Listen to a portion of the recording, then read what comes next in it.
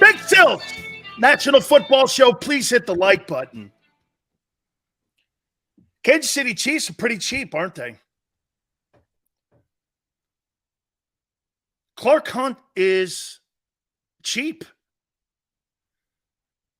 They're taking advantage of all of their star players because they have Mahomes. That's sometimes the case. When you got an exceptional signal caller like that, you take advantage of everybody else. That's what New England did. They had to take advantage of every single guy that's ever played there under Brady. Anybody who ever played in New England was underpaid. And that's what they're doing in Kansas City.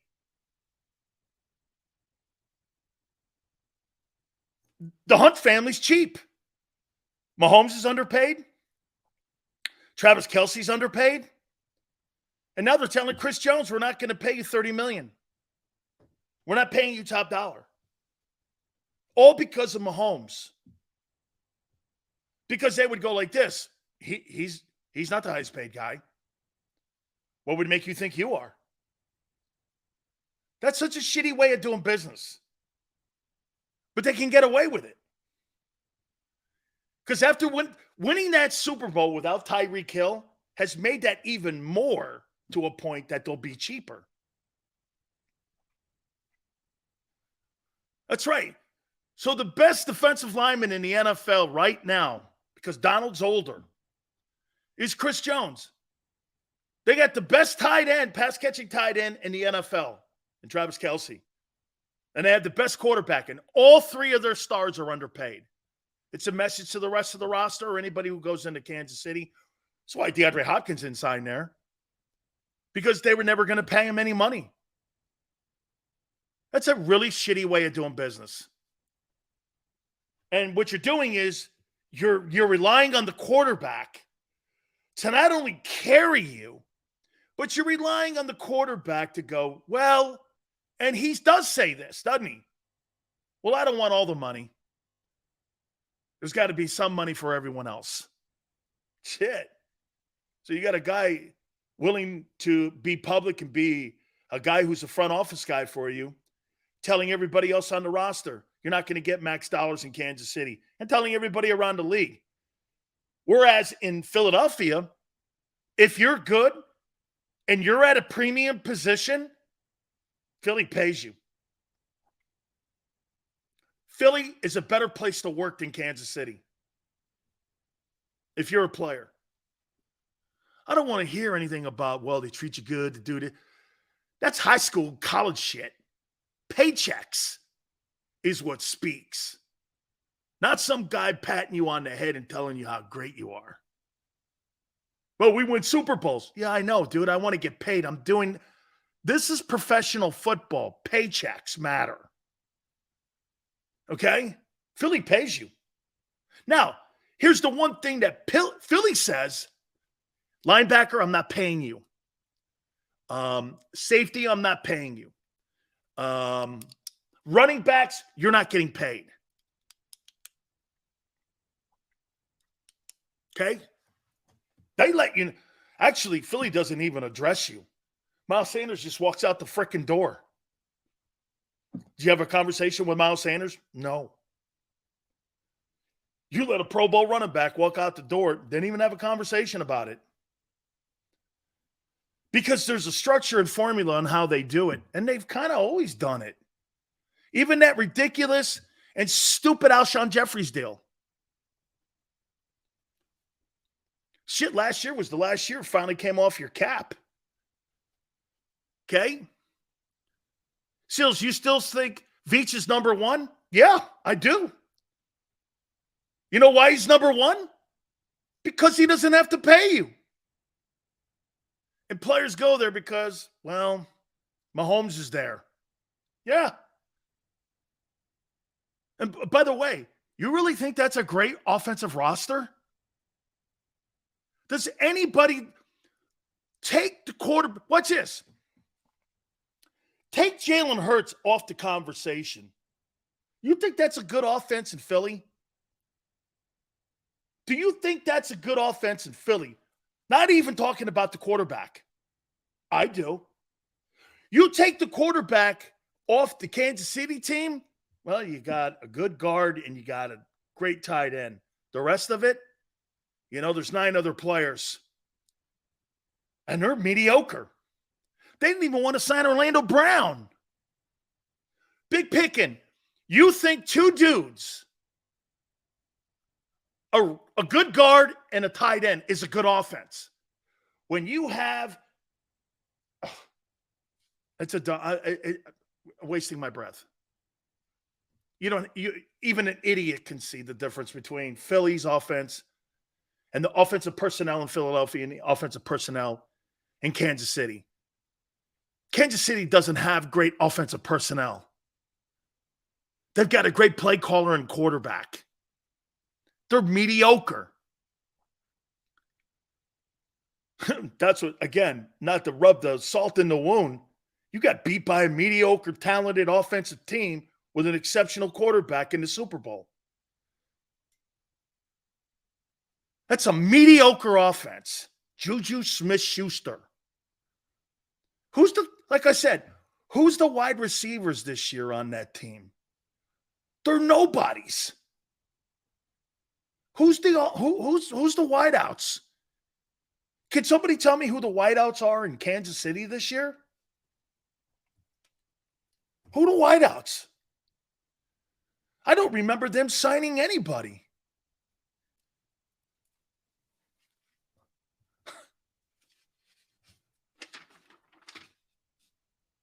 JM goes like this. They got a generational tight end, and your tight end makes more than him. That's the stupid point there, dude. Kansas City has 1 guy. You have 10. That's why Philly wins. You're loaded. Good. All right. Hour number 2, probably going to get into a couple heated arguments here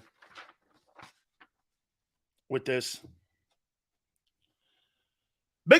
You know what? I'm not even going to ask this question. I'm just going to make a statement on it. Biggest question marks for you this year on your football team is clearly Jordan Davis and Nakobe Dean. After all the months and talk and preparation, we're here. We're now going into the weekend. These 2 guys, if they don't play well, you won't play well. Plain and simple.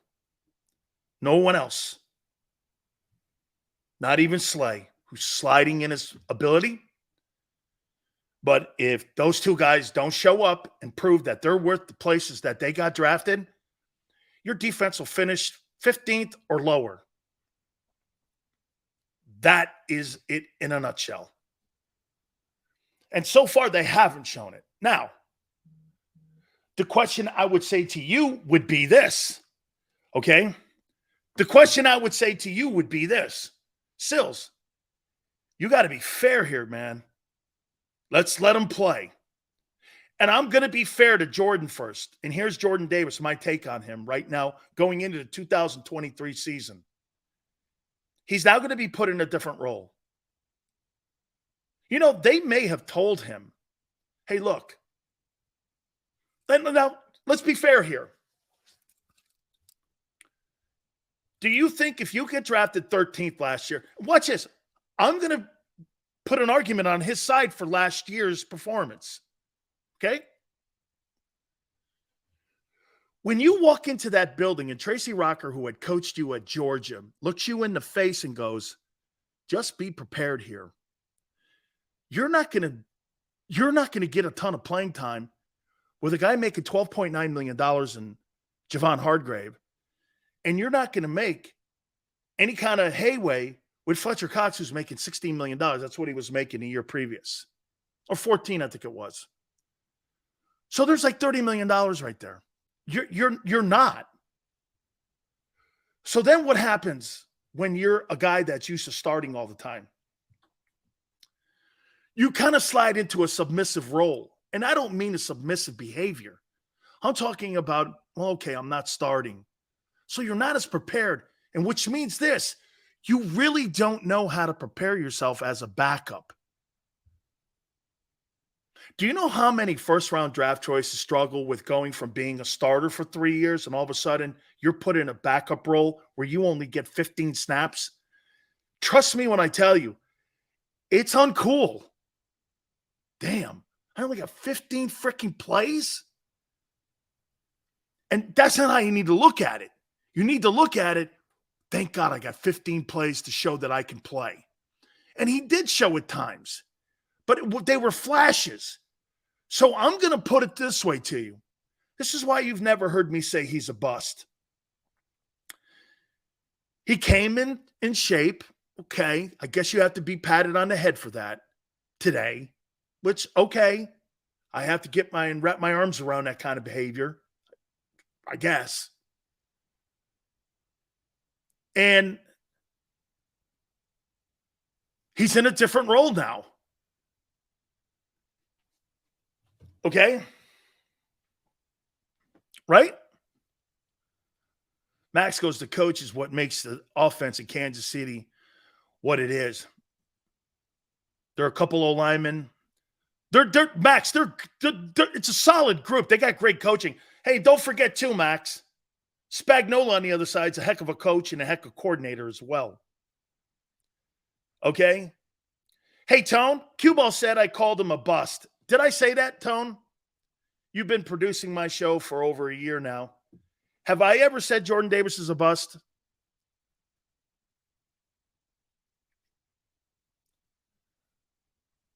Just, Tone, you can be, if I said that, let me know. Because I don't remember that. I said he's underachieved.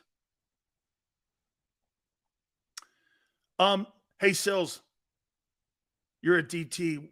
What's your overall thoughts on Jordan Davis' ceiling? I'll tell you that. That's not what I said. So get this. Q-Ball thinks that I think that Jordan Davis, I called him, he should have been drafted around 23 instead of 13. He thinks that equates into a bust. That's still a first rounder. I said he should have been drafted later. I never said he shouldn't have been a first round draft choice. That's not bust, dude. Holy cow. So you have your own definition of bust. That's not what I said. I said he should have been drafted around in the 20s. That's exactly what I said. Whatever, guy. Not debating idiots. What I said about his ceiling and what I think his I said he was overdrafted. Right. That's what I said, JH. Yes, overdrafted. And so far he has been. So far he has been. I would say this to you, that if Jordan, here's Jordan Davis, and here's where I still put him, leaning more towards Vince Wilfork. Vince Wilfork's his floor. Fletcher Cox is his ceiling. Right now, he's closer to Vince. And even D. Gunn said that today. He's not an every down player.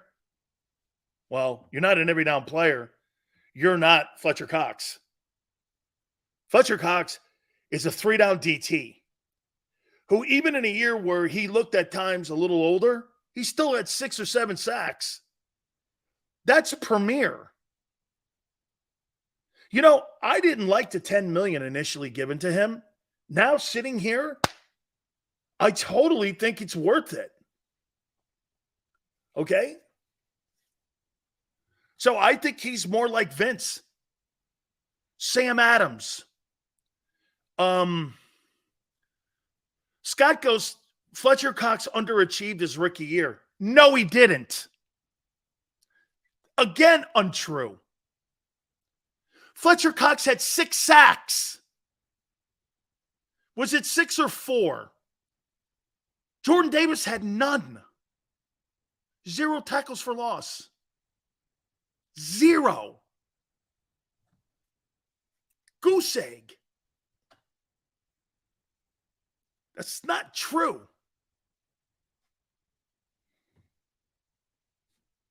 Okay? I don't really think Fletcher's ever underachieved. General, I don't backtrack shit. Once again, Here's how people, once again, this is how I do my show. Fletcher Cox, 5.5 sacks, 8 tackles for losses. That's not underachieving. That's not underachieving. Underachieving is a goose egg in sacks, and you're the 13th player taken. There's no such thing as backtracking on this show. Players' performances dictate who they are every year, not me. I am not a fortune teller. I'm not the guy that gets out in front. Unless I put a line under it, this is an opinion, and you hear me say this is an opinion, I don't do that. Just like you guys waffled on Wentz. It's okay. You waffled on Wentz. Every Philadelphia Eagles sports fan waffled on Wentz. Every one of you. Every one of you. He's 11-2, throwing all them touchdowns, playing like the MVP.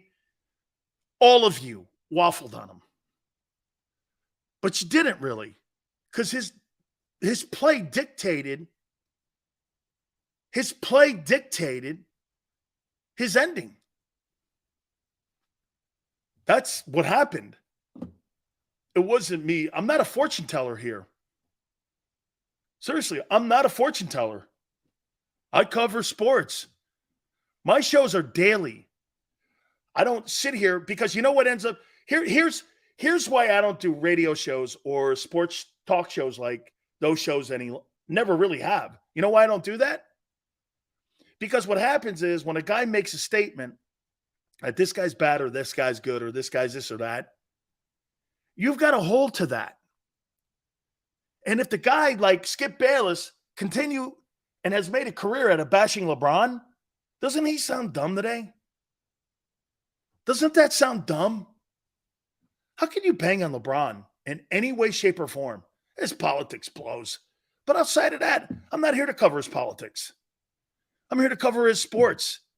4-time MVP, 3-time champion in 3 different cities. He's done things no one's ever seen before. Sit here and tell you guys he doesn't have the clutch gene? He's the all-time leading scorer in NBA history. How dumb do you sound when you go, that guy doesn't have the clutch gene and he's not the GOAT? Well, dude, you may like Jordan more than him, and I get that debate too, but you can't build your basketball team with Michael Jordan over LeBron. LeBron could play all 5 positions, and I'm a Jordan guy. You sound dumb when you do that. That's why many of you are going to look dumb. How about this? If Jalen Hurts, we said this the other day, Tone. If Jalen Hurts doesn't get the team back to the Super Bowl, many of you will go like this. Gee, what's wrong with him? I won't. It's called the NFL. Tom Brady didn't get to a Super Bowl every year. Joe Montana didn't get to a Super Bowl every year. Dan Marino got to 1. It ain't that easy. But many of you are going to say he failed. Well, you're paying him $55 million. So what? Money has nothing to do with whether he's good or not. We see guys overpaid every day. Look at Kyler Murray in Arizona.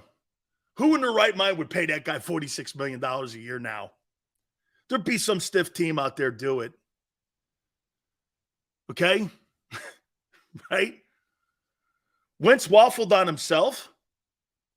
Whatever. So what? He did it. Wasn't my take. Carson Wentz played like an MVP. By the way, Carson Wentz was also 3rd on that list in 2018 that you guys are crowing about, that Jalen's 3rd on. Okay? Carson Wentz was 3rd on that list. Do you realize that? You've had 2 quarterbacks in the last 5 years ranked 3rd by the players in a sport at quarterback. Can you be any more contradicting than that? That is the most contradicting statistic when it comes to quarterback play in Philadelphia I've ever seen. 5 years ago, you had a guy ranked 3rd on the NFL.com Players Top 100 list. Today you have one, and they're 2 different guys. You can't have any more of a contradiction than that.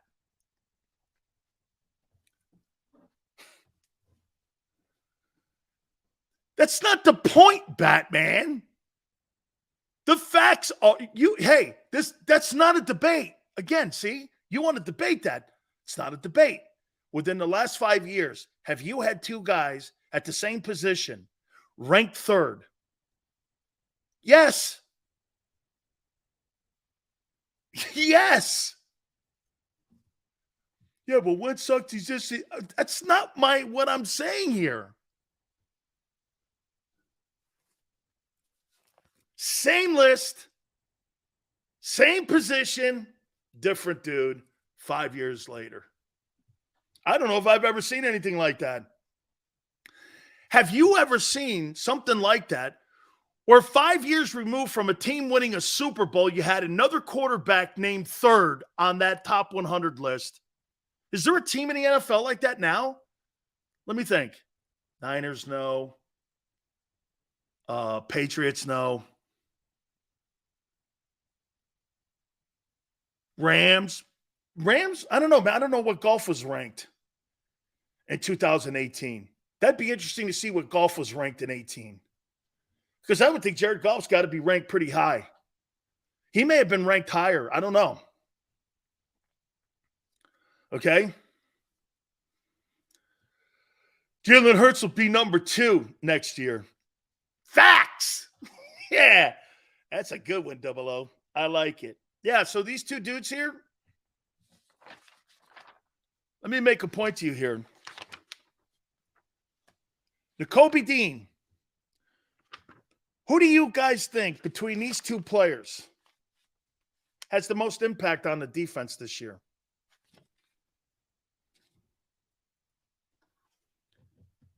Dean or Davis?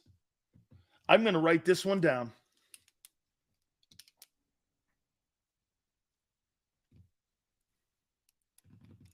Who has the most impact on your defense, Nakobe Dean or Jordan Davis? One of these guys is not.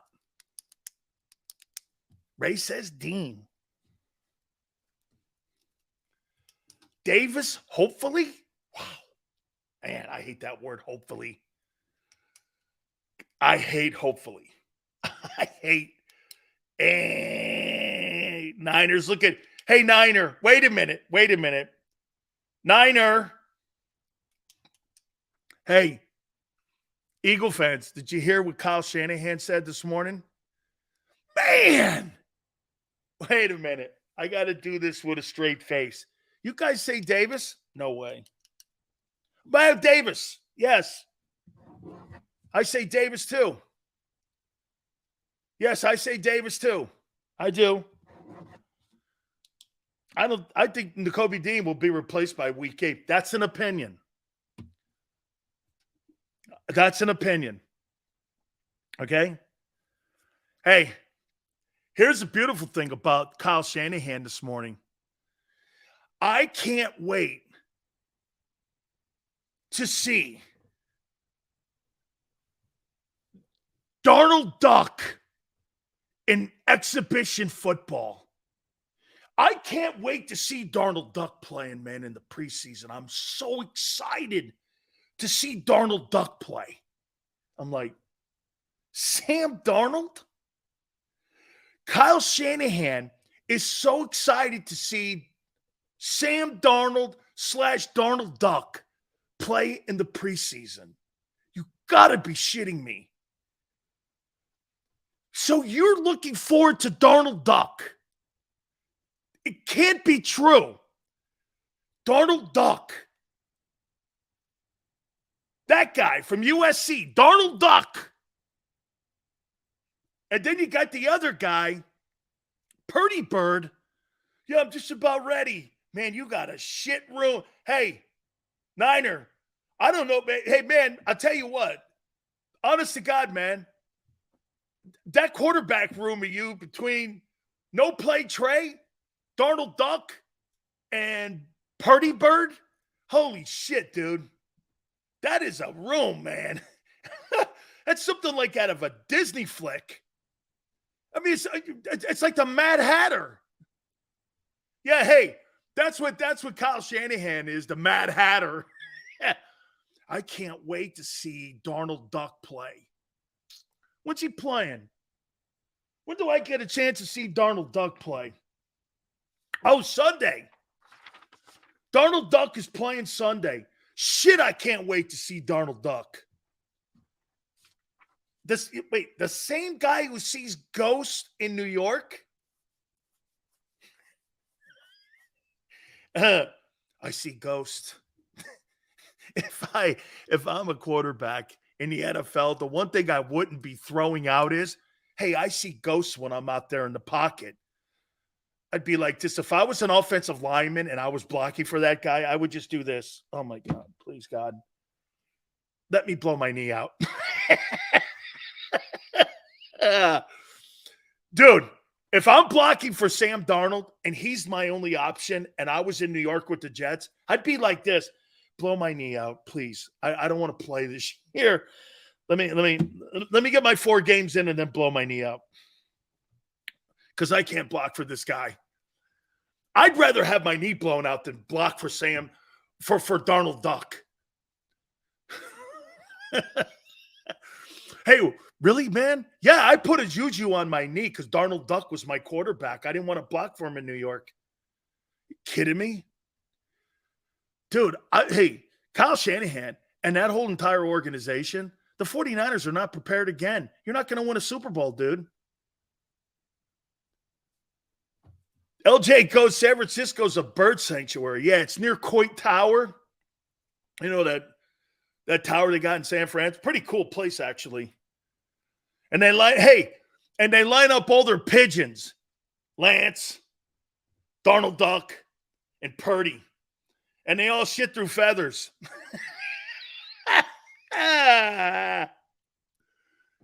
Every one of those birds shit through feathers, man. Holy cow. 49ers have no chance to win a Super Bowl with the decision-making that's going on. John Lynch should be fired. Should be fired. Okay? That's your quarterback room? You should be fired. And Kyle Shanahan is so overhyped and overrated. It's disgusting. You've got all that talent on that. That team looks like the Eagles. And why wouldn't you have brought in, how about this? Why wouldn't you have made a play for Aaron Rodgers? He played a cow. If you knew you were that close, why don't you bring him in? Why don't you go call Phillip Rivers? He was going to be your alternate plan if you made it to the Super Bowl and somehow beat the Eagles. Why don't you bring Rivers in? Get a guy that can help you win games. Manage a game. Maniac. Oh, no, Maniac. You're the maniac. I'm not the maniac. I only play a maniac. All those great football players. What a wasted roster. Shit, at least the Eagle. Here's what you're doing. Here's what you're doing in Philly. Are they getting back to the NFC title game and maybe punching their ticket to get to the Super Bowl? Do you know what we're doing today talking about the Niners? Who's playing quarterback? Get this. You got Bosa. You got all them dudes. But can I tell you this? Not only do you have Nick Bosa on that team, you got a bozo running the team. Is it Bozo or is it Boza that you got to worry about this year? I think it's Bozo. It's like Bozo the Clown. Hey, we're going to sign Nick Bosa to a $30 million contract. Well, how about that Bozo GM you got? I mean, help me here. Help me. Nick Bozo is the highest paid guy in San Francisco, not the quarterback. Holy shit. Do you know I had people who wanted my Venmo that were 49er fans that were betting me $50 a pop that Trey Lance was going to be the next Lamar Jackson or whatever. I'm like, that guy won't start 20 games in his NFL career. He won't start 20 games. He's not good enough. This guy's the second coming. And I'm like, no, he's not. Yeah, he's the second coming of Jim Drunkenmiller. Hey, Niner, he's right there with Jim Drunkenmiller and Carmazzi. Biggest stiffs in history. That's a good one. I'm going to get to that here in a second here about the Cowboys. They play the Raiders. And I can't wait to see Darnold Duck play against the Raiders. Holy shit. Why did you let Jimmy Garoppolo go again? Hey, Niner, why did you let Garoppolo go again? Let me look at something here. Hold on here. Let me look at something here. Why did you let go of Jimmy Garoppolo? Jimmy Garoppolo's stats.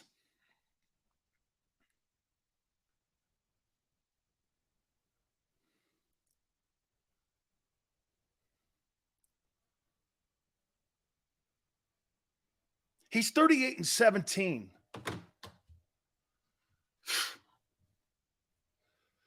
Dude, Cosmo, I don't get it. You're 38-17. You've been to Super Bowls or Super Bowl, and you've been to NFC title games. You've gone to Green Bay and beaten Aaron Rodgers in Green Bay in the playoffs, and you just dump him. And you had no plan. You had no plan. Seriously, I would sign Carson Wentz. I'll tell you this. Don't be shocked if Carson Wentz has a job come Monday. Okay? Don't be shocked. Okay? All right.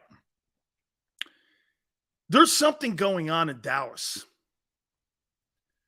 And I got to tell you, is it me or Jerry Jones again this morning bagging on Dak Prescott again?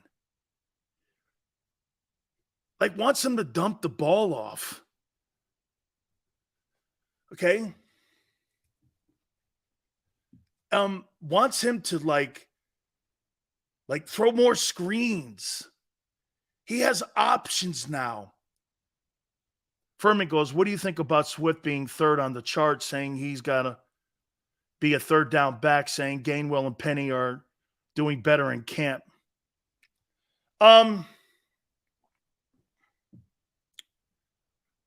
Furman, let me hear what you think of that. I'm going to get back to the Dak thing here in a minute. So what do you think of Swift being in the third hole here now?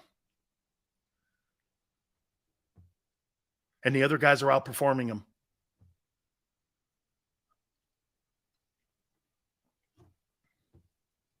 It's a week of practice, though. I don't want to go knee deep on it. I don't want to dive in too crazy on that.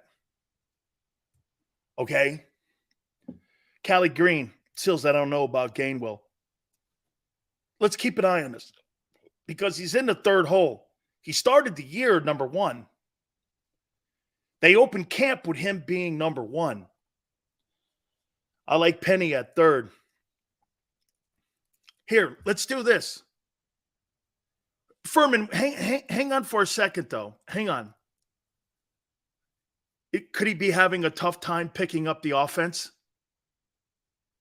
It's completely different than what they were doing in Detroit.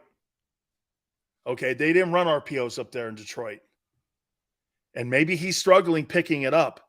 Hey, when you have an offense like that, and some guys pick up the offense quick, some guys don't. So maybe he's struggling picking it up. Okay? And maybe they could be preserving him. And they could be using him just exactly what they said. Now here, think about something when you're looking at Swift. How about this one too? Maybe they've defined his role. They are only going to use him on third down and get him in space. They might be looking at it like this. Why should we beat him up in between the tackles? Because quite frankly, I wouldn't run Chris. How many people in San Francisco? Hey, Niner, would you continue to run Christian McCaffrey on first and second down in between the tackles? Or do you think he's more effective in the perimeter and in the slot and in open space? This stage of his career. Where do you think he's more effective? Wouldn't you think he's more effective in space and taking less contact? So for me, I mean, if Swift being used on third down, yeah, but you know what you do? You tip your hand when you're doing that. Okay, Swift's in. They're not running the ball. So you got to kind of be careful with that. Or that means Jalen's going to run the ball more. So you got to be a little careful with that as well. Running backs have to be used getting hand offs. I agree.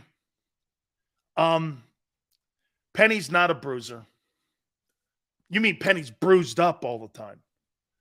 True, Swift is a pass back, and wide receiver threat. Hey, maybe what they're also looking at is that, hey, you know what? Put him in the slot. Put him out in the slot. Get him in open space. I want to see Swift in open space. I'll tell you what, when he was in that first game of the year last year, he was a weapon in open space. JM, I don't want to play Penning. I'd rather play Swift. I want to see his role in third down. Now, can Mariota get him the ball? That could be an issue. Micah, he did. He was so good. I think he's on the Philadelphia Eagles because of what he did in that week 1 last year. That's right, Pickin. I think he is good in open space. I think man, that's the role I want. I don't want to run him in between the tackles. You know, maybe I run Gainwell in between the tackles. Gainwell and Penny. Put those two guys in there. And then you have him coming out of the backfield. Put him in the slot. Put him out wide. Because get this, even if Swift is in, it's an RPO. That doesn't necessarily mean they're going to him. They could be going to Goddard. They could be going to AJ. They could be going to Devontae. Depending on what Hurts sees or feels. Like I said, the one thing that the RPO does compared to other offenses, it's not a progression reading. He sees immediately what's in front of him, and he recognizes it. I think that's almost more difficult to do than progression reading, and I'll explain. Damn Sills, are they that big on Gainwell? They got him RB1. Swift is so damn shifty. He torched us last year. He did. He was great in that opener. I was so big on him. You should still be big on him. But I'm not going to extend that or him for that. Hey,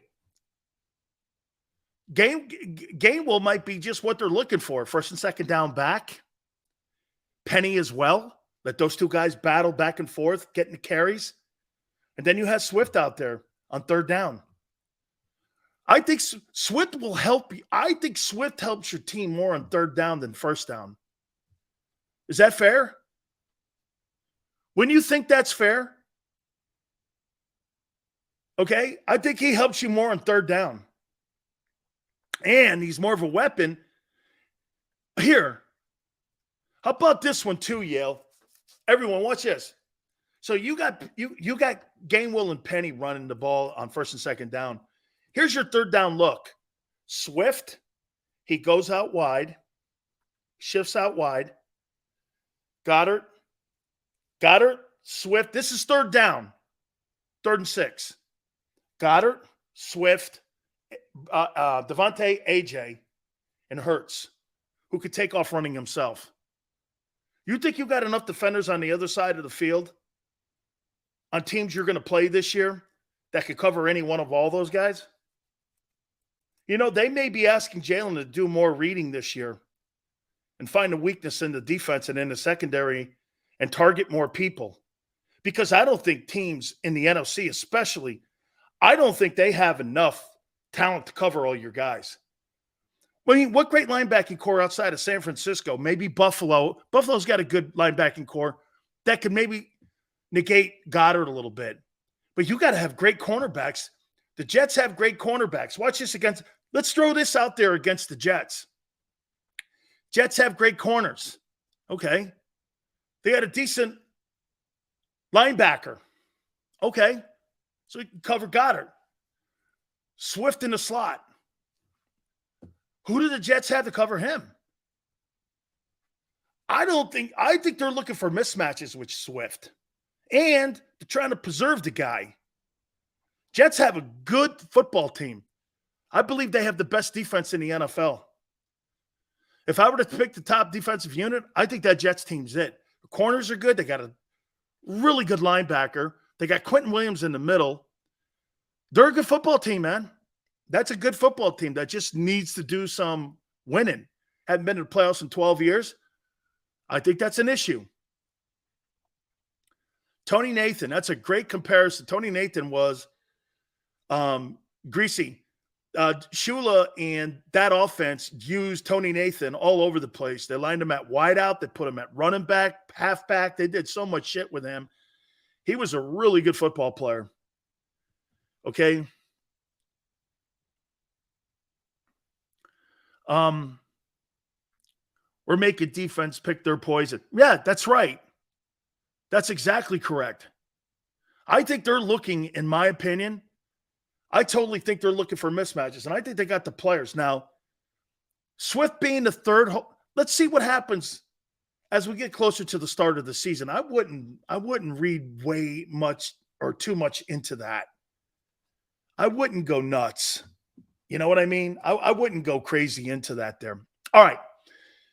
We are so excited to have the official home of the National Football Show with our friends at Hooters, especially the King of Prussia Hooters. We're going to be doing, hey, by the way, I put a travel schedule out on the events that I'm going to be doing in the Philly area at the King of Prussia. I did that on my Twitter page. You can go over and take a look at it. We're going to be going each and every single month to the King of Prussia Hooters, and we're so looking forward to you. And again, if you're looking for Hooters in your location, please do me a favor. Go to northeasthooters.com. There's a location near you, and you'll be able to find your favorite Hooters that's close to you. I heard last night the Hooters all over the place in Northeast was just absolutely packed with all preseason. Tonight, tomorrow, Saturday, and again for Saturday for all Eagle fans, this is your official home for all Eagle fans. By the way, if you're doing your draft parties, this is the one place that you want to go to. So make sure you call them, reserve a seat at any of the 7 locations, especially our King of Prussia friends. Make sure you received and you make sure you get in there and you get all the cool things that you're going to get when you get a great time there at the Hooters. Again, your fantasy football leagues can all be set up there. All the great specials. Tuesdays, buy 10 wings, right? You get 10 free. Wing Wednesdays, one of the great 40-year anniversaries, and we're celebrating our 40th anniversary like no other. Can you believe that? All these restaurants that come and go, 40 years with the iconic Hooters girls there serving you. Kids eat free on Saturdays. How about this when it comes to happy hours too? 6 items for $6. Tried the fried pickles. Sensational. All the great sandwiches they have. I love the steamers too. Absolutely great. northeasthooters.com to find that location nearest you. We're going to be doing a ton of events with our friends at King of Prussia Hooters. And when you go to Hooters, do me a favor, make sure you tell them Big Sil sent you.